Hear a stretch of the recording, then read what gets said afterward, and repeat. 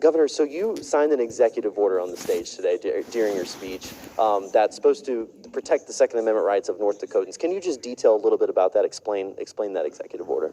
Well, we've recently seen in this country that banking institutions are discriminating against firearm companies or ammunition companies. So what I did was sign an executive order that would prevent the state of South Dakota from doing any business with financial institutions that would do that type of discriminatory action against our Second Amendment rights. It's incredibly important that we set and lead by example. And this executive order is one way that we can do that, to continue to stand for constitutional rights of the people in our state. Now, where do you see the future of American Second Amendment rights, given Democrats' increased calls for more gun control measures following the shootings in Louisville and Nashville? Well, we need to be very clear that we have laws that need to be enforced, and we all agree on that. We have statutes in place today that would go a long ways to protecting our citizens and making sure our children are safe.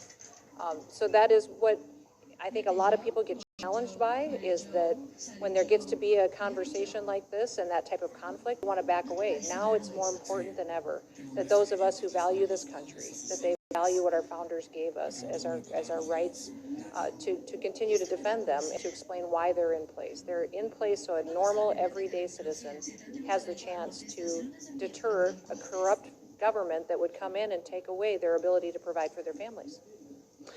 Now, you've been a rumored presidential candidate. I know you're aware of that.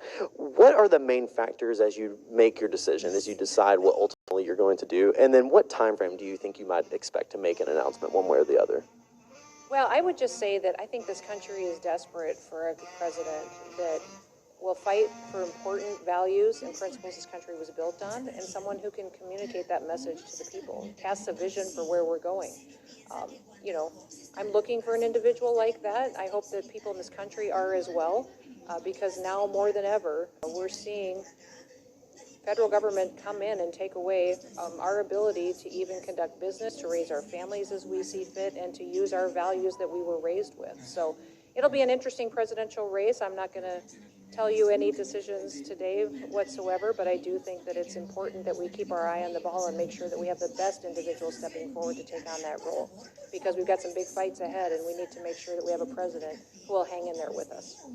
And then very lastly, you've called the prosecution against President Trump political. How do you think his legal troubles could play into the primary and ultimately the general election, should he ultimately be the Republican nominee? Well, it's clear this is unprecedented action. You have a prosecutor who's going forward in trying to challenge an individual that they say violated federal law under a state law that's passed its statute of limitations. So it's clearly all politics.